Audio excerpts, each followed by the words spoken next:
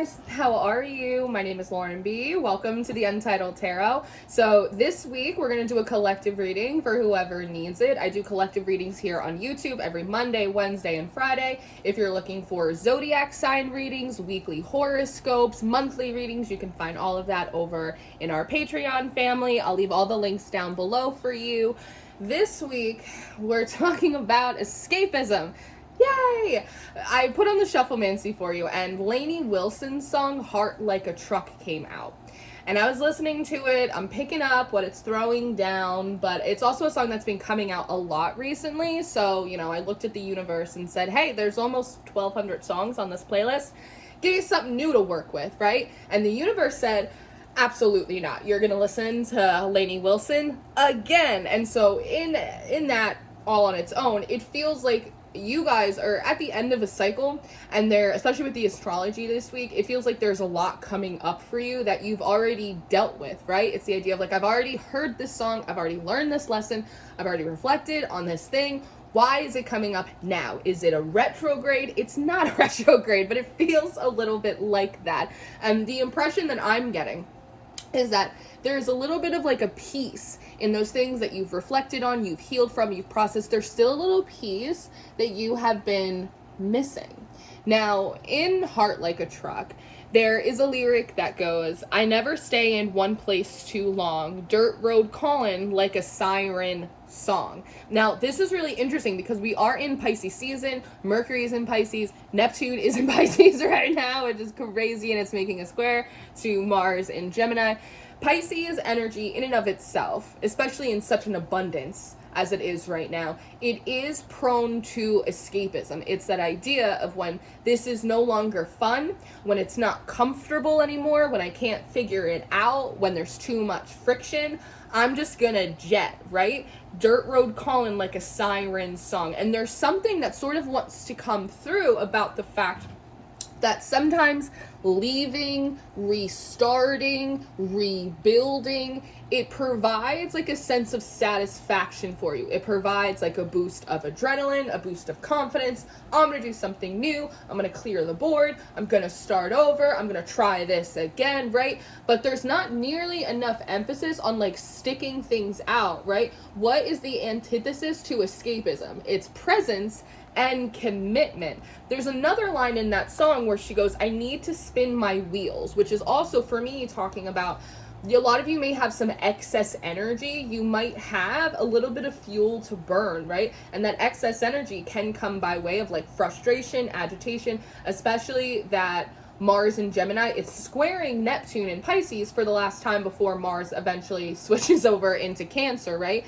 That creates a lot of friction, that creates a lot of like agitation in the air, right? Have you ever gotten pissed off? Have you ever gotten triggered? What's the first thing that happens? You have an abundance of energy. It's not exactly loosey-goosey and friendly, but it's an abundance of energy nonetheless. And when that happens, there is sort of this like fight or flight that kicks on for you, and for a lot of you, your instinct is to fly away. Again, escape, avoid, restart, right? So it feels like, one, it's really important for you this week to find ways to burn off excess energy. I know for me, my excess energy, it always sits in the realm of anxiety when I've pulled in too much energy, when my buttons have been pushed, I start to get really anxious. And in those moments, sometimes the only thing that will disperse it is some kind of physical exercise, which honestly is so frustrating for me because that's not how I would like to disperse my excess energy.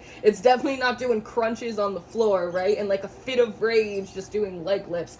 But it actually does help. It feels like for some of you, one, you're spinning your wheels, meaning that you're putting like a lot of energy, you're putting a lot of effort into something and you're not seeing any results, and it's pissing you off, which is valid, right? And so there's this idea here of like, I'm not getting what I want, so I'm just gonna leave. Whereas it feels like the energy this week is asking you like, hey, before you leave, before the siren song of the old dirt road calls you back like an old country song, why don't you go and try and disperse a little bit of that excess energy? Why don't we regulate our emotions? Maybe you should go howl at the moon. Maybe, like me, you should be doing crunches on your bedroom floor and being really displeased about it. Like, maybe you need to go for a walk. Maybe you need to hit a punching bag, right? Like, maybe you need to cry. Like, there's something about, like, you need to get off this excess energy that you have, because it clouds your judgment and it makes you feel like the only options that you have are fight or flight. Whereas if you disperse this excess energy, it will throw you into rest and digest, where you actually may be able to course correct. You may be able to salvage something. You may be able to come up with a solution, right? So the idea here is, again, to not allow yourself to fall into escapism, but instead to start using tools that are in your toolbox to regulate your energy and your emotions, so that way you can stop yourself before you may do something that you inevitably will regret, and allow yourself to stay committed to what it is that you've been wanting to do. The song in and of itself the title of it is interesting to me because it's Heart Like a Truck.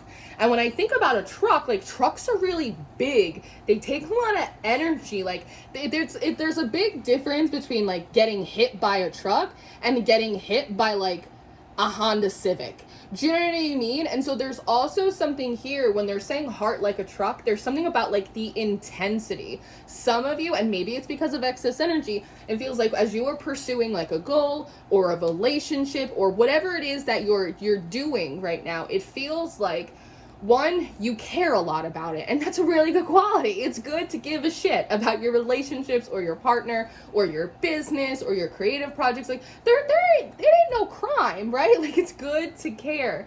But some of you, there is this feeling that it's like you care too much. There's almost a sense of, like, dependency or a sense of fear and then wanting to control. And it's that idea of, like, not giving your relationships, like, enough room to breathe. Not giving your business or your idea or your community, like, not giving it, like, enough room for the roots to spread out. And so the thing ends up getting strangled. When you are feeling insecure in any aspect of your life, right? What's the first thing that we want to do? We want to squeeze, we want to hold, we want to control, we want to possess the person, place, or thing, because then it won't leave us. It won't fail, right? That comes out of fear, and it makes us squeeze too tight, right? And so there's also sort of a question here for a lot of you this week with Heart Like a Truck. Is the way you're going about something, is it too harsh? Is too intense? Are you trying to build a relationship or get a project off the ground? Are you trying to make new connections? Are you trying to expand in your spiritual life? Are you doing it like a truck? Or are you allowing yourself to kind of slow down, like, take it a day at a time, let things settle, let things breathe, allow yourself to sort of observe, so that way you can catch your own, escapist tendencies before they pop up. And again, have you abandon or escape or reject something that could have grown, could have been salvaged, had you slowed down enough, processed enough, so that way you could stick with it, right? There are also a couple other lyrics that, that old highway holds a key. That feels really significant because, again, it goes back to what I was saying before. When you cut something off, or when you say, I'm doing something new, or screw this, I'm going to start over, there's always a real big, like, sense of empowerment. And it feels like this is a message that came out in a Pisces reading that I did for Patreon, probably like 2 weeks ago or so. But there is that jolt of confidence, like, there is that jolt of adrenaline, right? There is something exciting about, like, I'm gonna start something new, right?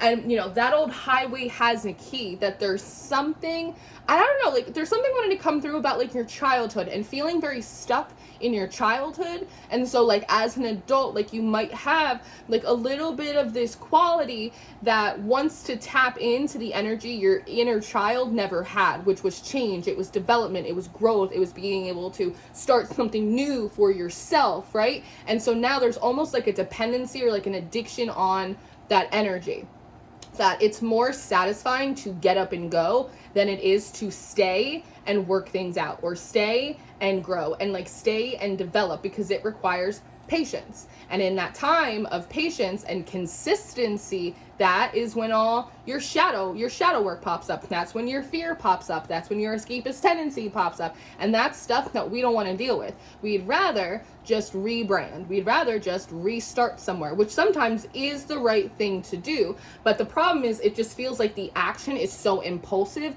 that you don't give yourself enough time to think about it, right? So it's kind of the old adage of like the baby and the bathwater. Like sometimes you throw out too many babies and you say, I'm just going to go get another baby. But the first baby was fine.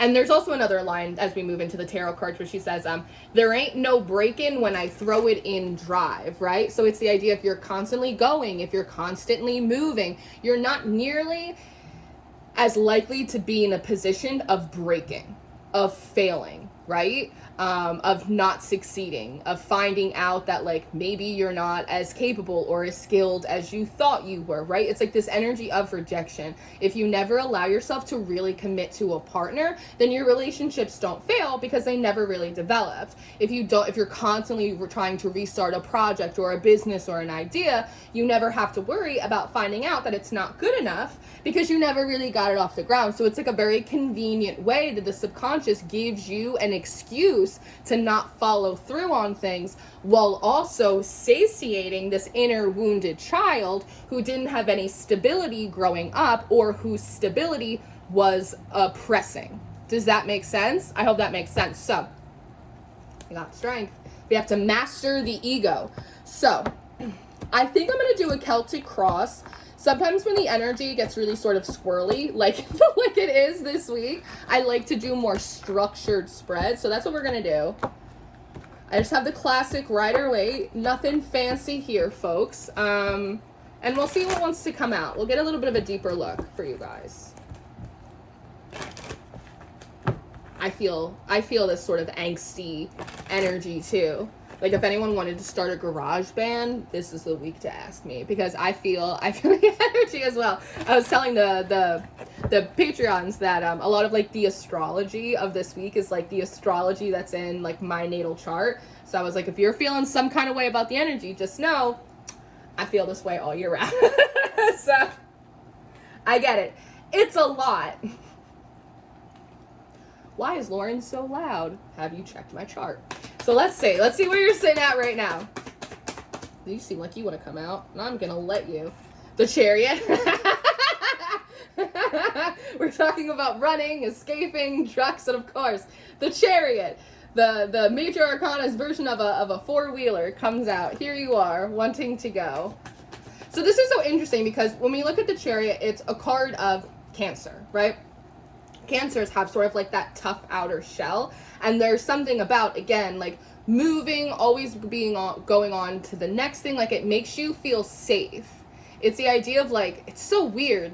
It's in a lot of ways it's counterintuitive because what you want is to feel safe, but your definition of safe, probably because of your upbringing, is change. It's upheaval. It's more normal and familiar to constantly be on the go, to be starting something new, to be developing, like to be doing all of this stuff, than to stay in one place.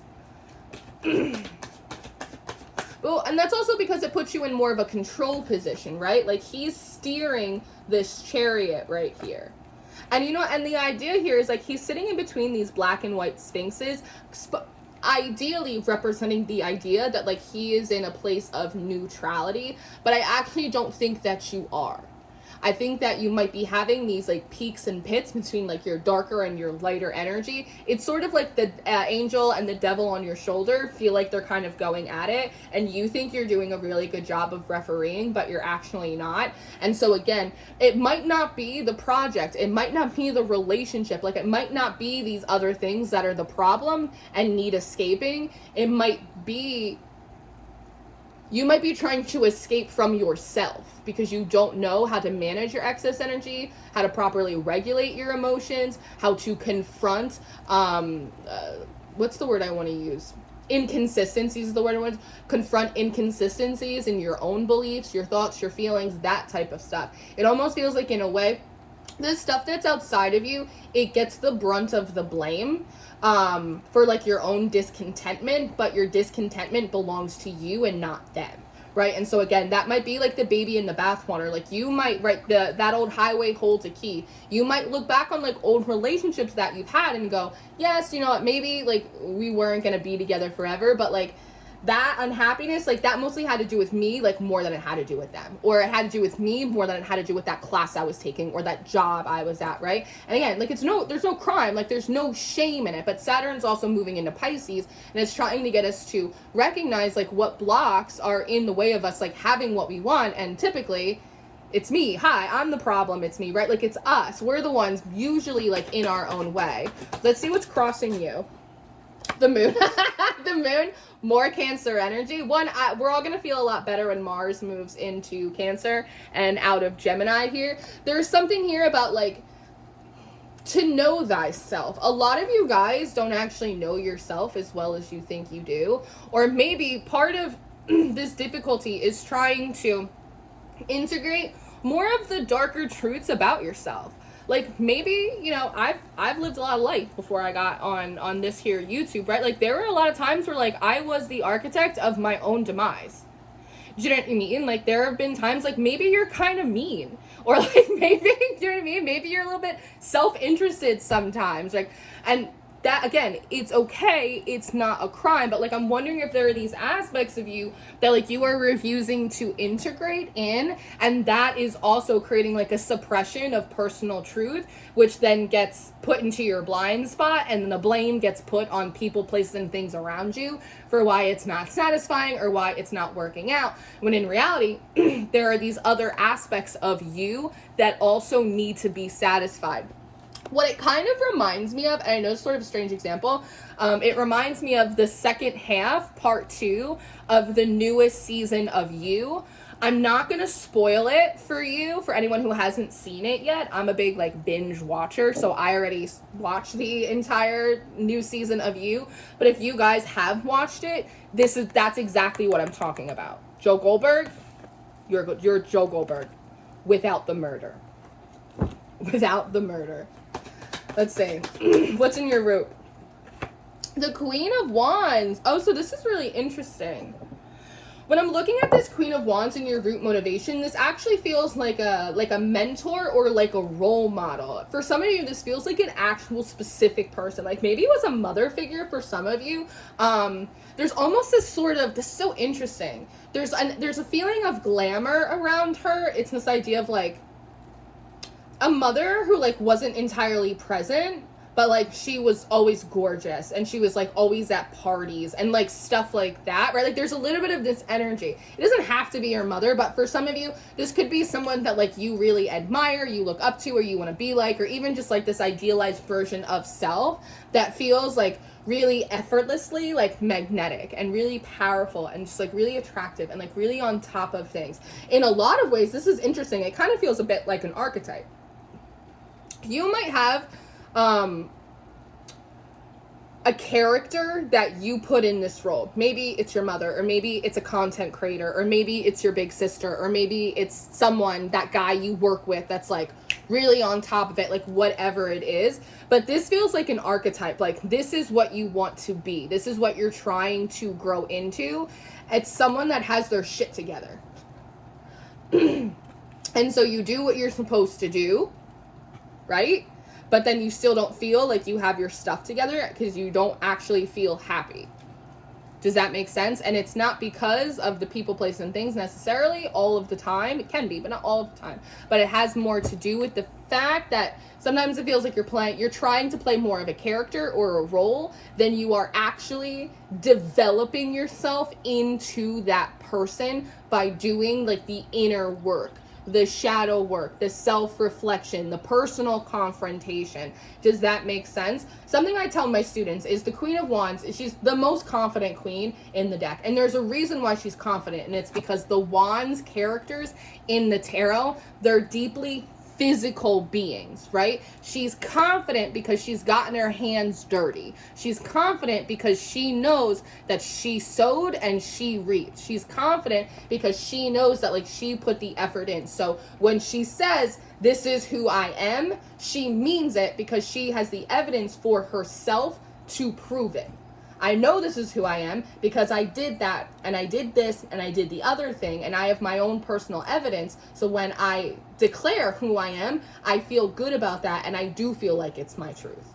She doesn't feel like she's playing a character. Does that make sense? So let's see. In the recent past, we have the Lovers.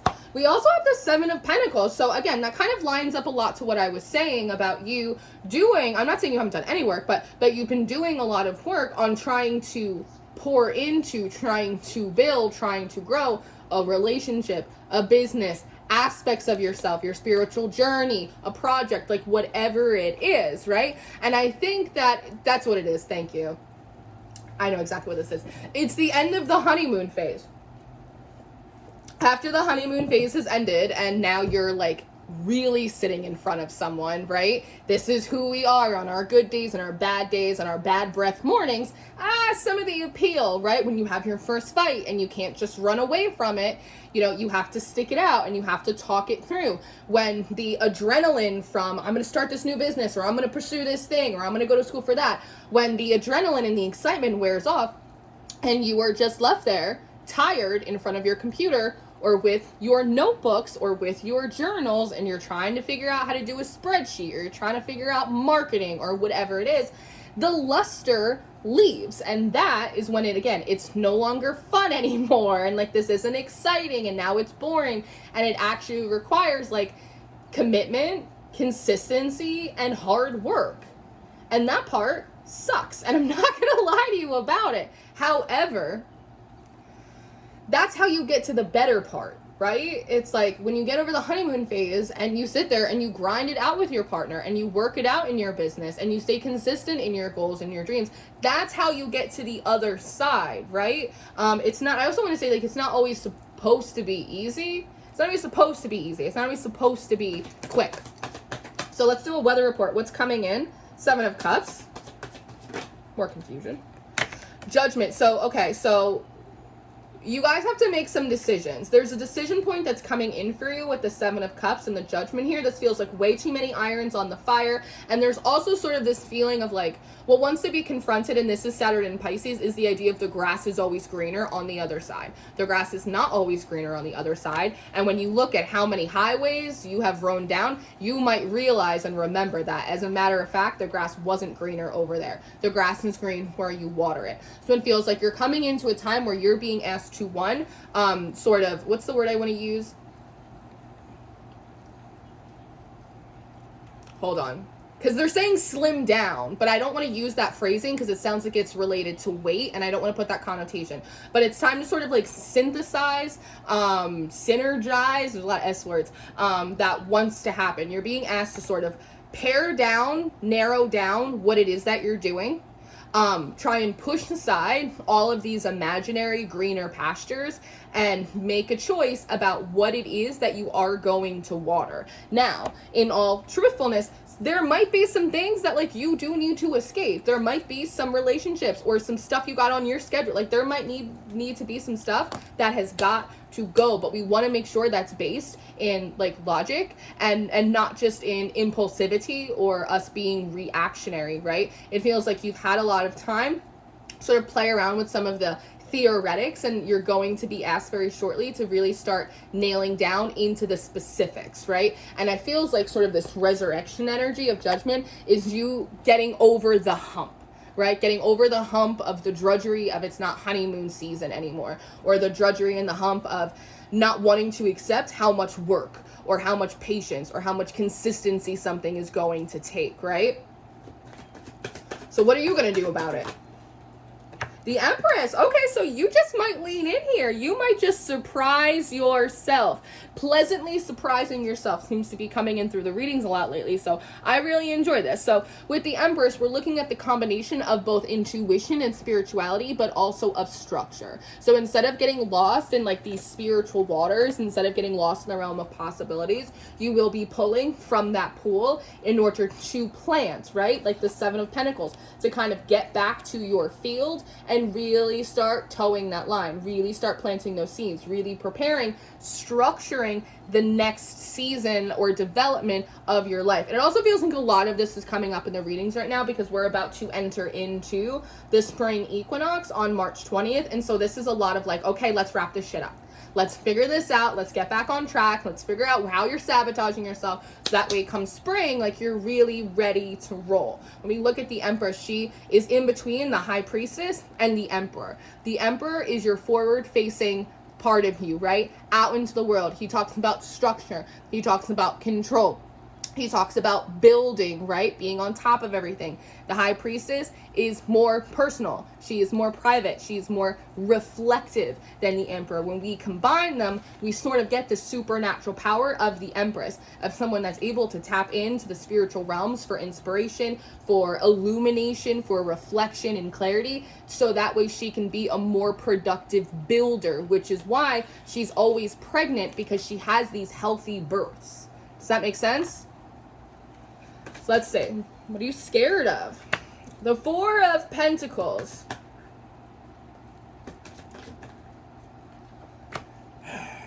And the King of Wands. So this is interesting. So one, what I want to say with the Four of Pentacles and the King of Wands, what you might be experiencing imposter syndrome. You might be afraid that you actually don't have the stuff. Right? So like what comes through is like, maybe I am like my father, like maybe I am like my mother, like maybe I am like them and I can't do it, right? I can't overcome these aspects within myself. The King of Wands is like deeply ambitious, right? Like he usually gets what he wants. So there might be a fear of like, what if I get what I want and, you know, I don't know what to do with it, or I ruin it, right? There's a fear here around the fact of like not wanting to confront that, like maybe you're wrong. Again, maybe you don't have the stuff. Maybe you won't succeed, right? Again, it's that idea of like the highway holds the key, that when you're always starting over, when you're always refurbishing, like when you're always in that adrenaline hit, like you're in the realm of possibilities, anything can happen. I can succeed, right? Because it's never real. It's never tangible. And maybe it's Saturn in Pisces, but like there's a part of me that like doesn't want to coddle you and go, of course it'll work. Of course you're destined for greatness. I think maybe we all are, but at the same time, like life's hard. Business is hard. Relationships are challenging. There is absolutely a potential that you will not succeed. There is, but there's also potential that you will succeed, that you will be successful, that your relationships can be healthy, that you can have longevity, right?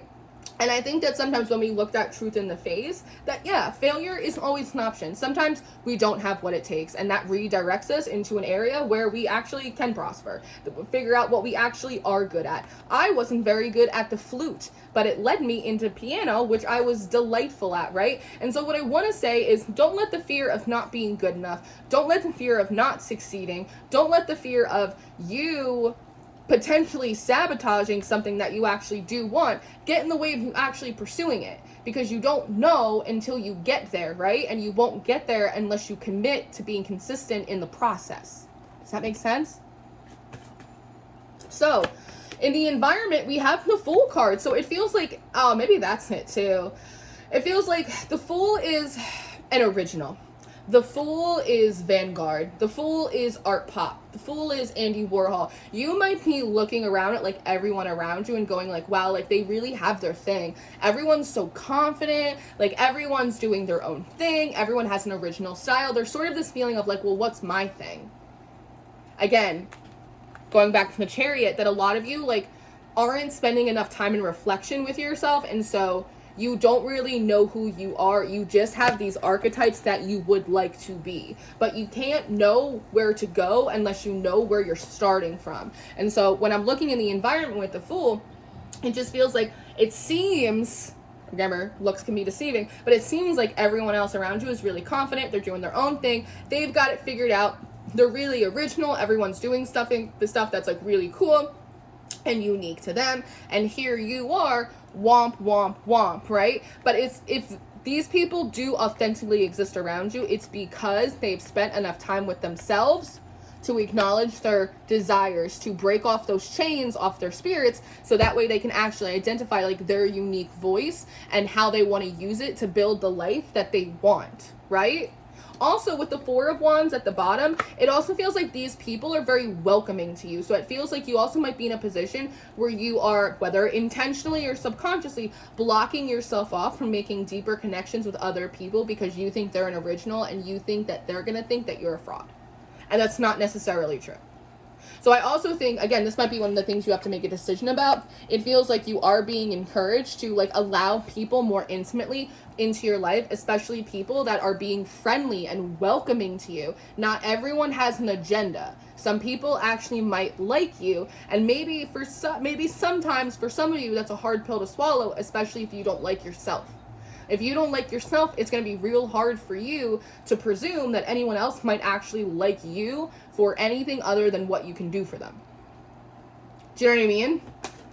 So let's see. The Queen of Pentacles. So this isn't like your hopes and dreams. What you actually want is not to be the Queen of Wands. You actually don't want to be like this archetype. What you want to do is to have stability. You want to be in a phase where you're nurturing yourself, where you understand who you are, you're in touch with your environment, you're able to invest in relationships, invest in your projects, right? The Queen of Pentacles oftentimes comes through as like a mother energy, right? Going back to this Empress right here. What you actually want to do is be consistent. Earth is the slowest moving suit in the entire deck, right? Earth is consistent. We have weather, we have climate, we have animals, we have people planting things, but the earth in and of itself is actually sort of fixed, right? So what you actually do want is to prove to yourself that you can be committed, that you can be consistent, that you can evolve with the seasons, taking care of yourself, taking care of the things around you,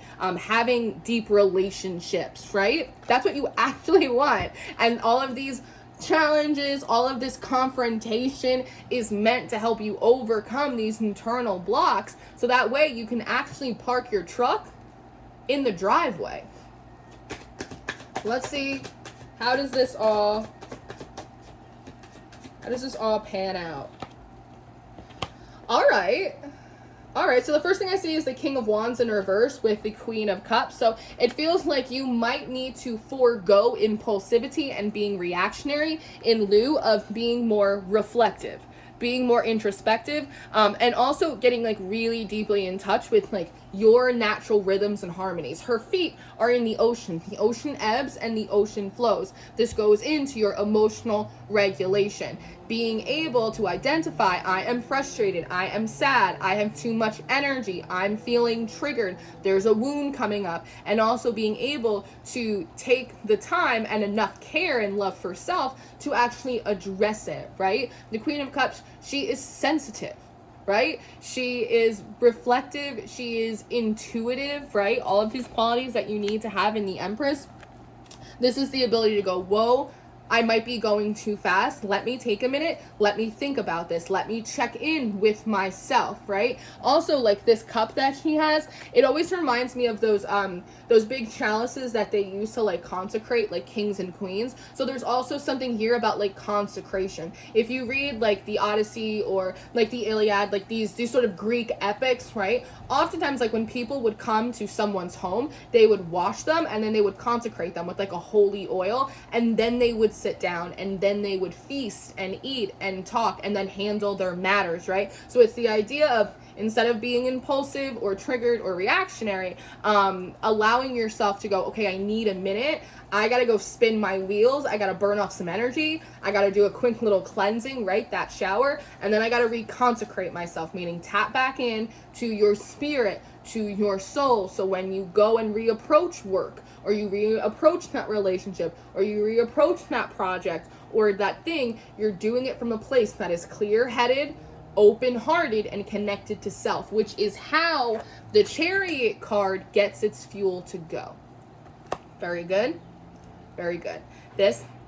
Very good. So this is what I have for you this week. I hope that this was helpful. I hope that you enjoyed this. I love you very much, and I will see you on Wednesday. Goodbye.